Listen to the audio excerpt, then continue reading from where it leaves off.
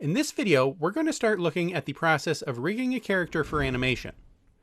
The standout feature of Moho is its powerful and intuitive tools for creating very versatile character rigs that make the animation process much less tedious. The most basic part of rigging is setting up bones. So let's look at the tools we use to set up our character's bones. First of all, we need to create a bone group and put all the artwork layers for the character inside it. There's already a root group for the character here, so I'm going to right-click and choose Convert to Bone.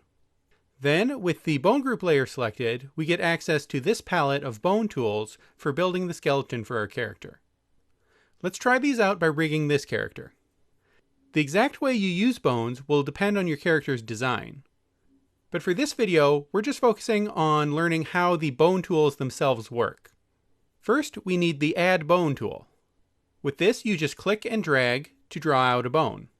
For a character, you generally want to make a root bone at the hips of the character. This is the bone that is just used to move the whole character around, not specific body parts. It's a good idea to have it sticking out like this to make it easy to grab.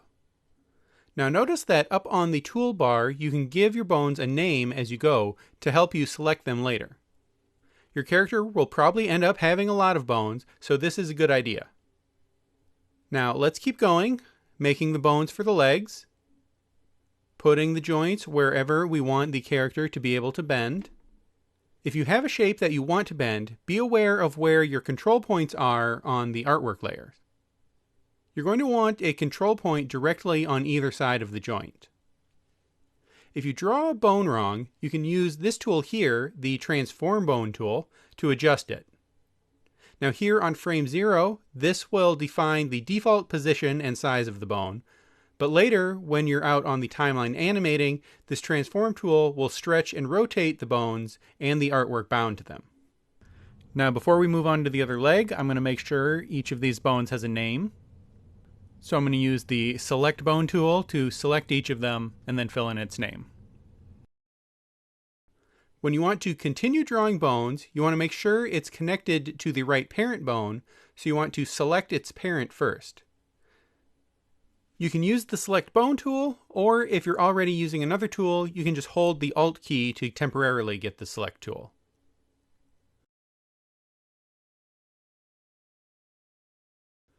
If you ever do accidentally draw a bone that's attached to the wrong parent, you can use this tool, the Reparent Bone tool, to fix it. These arrows show you what bone is parented to what, and if you need to change something, just Alt-click to select the bone, and then click the bone you want to be its parent. If you don't want a bone to have a parent, select it and then click an empty part of the scene. So I'm just going to go through and finish out the rest of the bones for this character. Now, after you have bones, the next thing you might want to do is use the Bone Strength tool. This region around the bone defines the portion of the artwork that the bone has influence over when it flexes the artwork at the joints. Click and drag left or right on a bone to increase or decrease the strength of the bone. In most cases, you want to scale this area to just fit inside the part of the body that it's meant to control. Focus especially on what it's overlapping near the joints. There are also cases where you might want to bring this all the way down to 0 strength. Like for example, the root bone doesn't need any strength. Now you might need to experiment to find the right strength. To actually move the bones to see how it affects the character, you can use the Manipulate Bone tool. If we try to use this now, we see we get a lot of distortion. This is because right now the bones on the main bone group are treating everything in the group as one piece of artwork. What we need to do before this will work is bind specific layers to specific bones. The main way you'll generally do this is called flexi binding. This method lets a set of bones distort a layer of artwork to bend at the joints, even if there's only a single layer of artwork. For example, with the leg here, I have a single layer for the leg, and we want it to be affected by these two bones. So to bind that layer to those bones, we keep the layer selected, And we need our bone selection tool. Then shift click to select both bones and move up to the bone menu and choose use selected bones for flexi binding. And that has a keyboard shortcut because you're going to be using this command a lot. Now, if we switch back to the manipulate bone tool and try to move the leg again, there's still some distortion because we need to do that for all the other layers as well. I'm just going to quickly go through and bind all the layers to the right bones.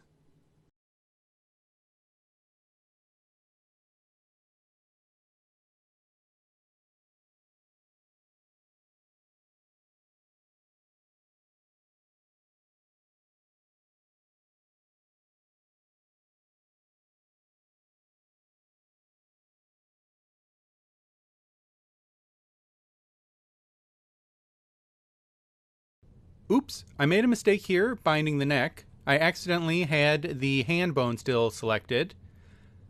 To fix that, with the neck layer selected, I'm going to go to the bone menu and go to reset all bone rigging. Then I can select just the bones I want to bind.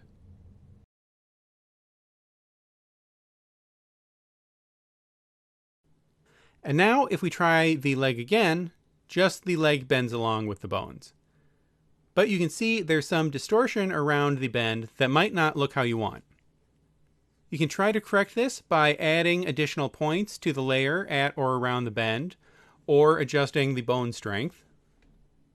But in a case like this, where we have two bones in a straight line, we should select the layer that they're bound to, and then select the two bones and come up to Bone, Create Smooth Joint for Bone Pair. And then it will try to bend it like there's a proper round joint there.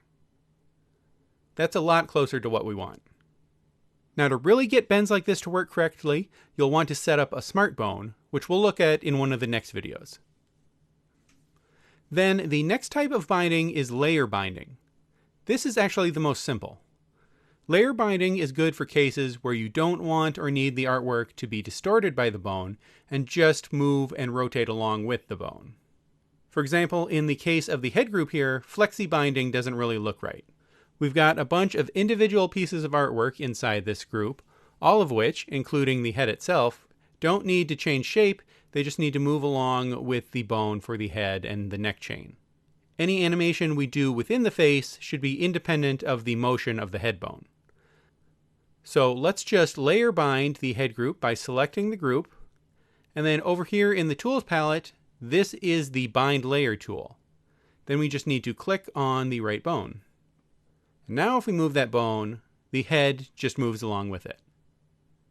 And actually, let's layer bind the back hair layer too. So now that layer moves along with the head as well. The last way you might bind artwork to your bones is point binding.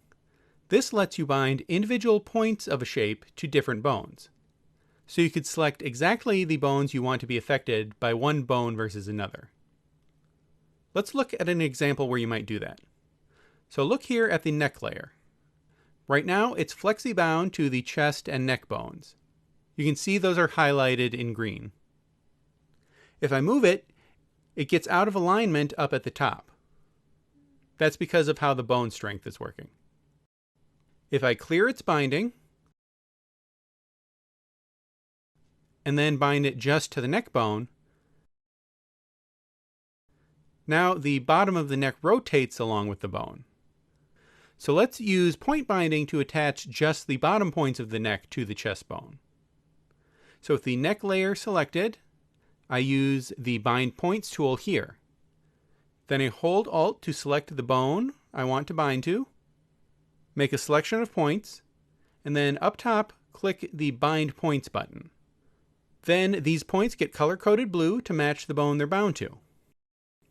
And now, when I bend the neck, those points stay locked in place. We can do some other cool tricks too. For example, say the character has a skirt, and I haven't bound this to any bones yet. I want to do the hip bone first.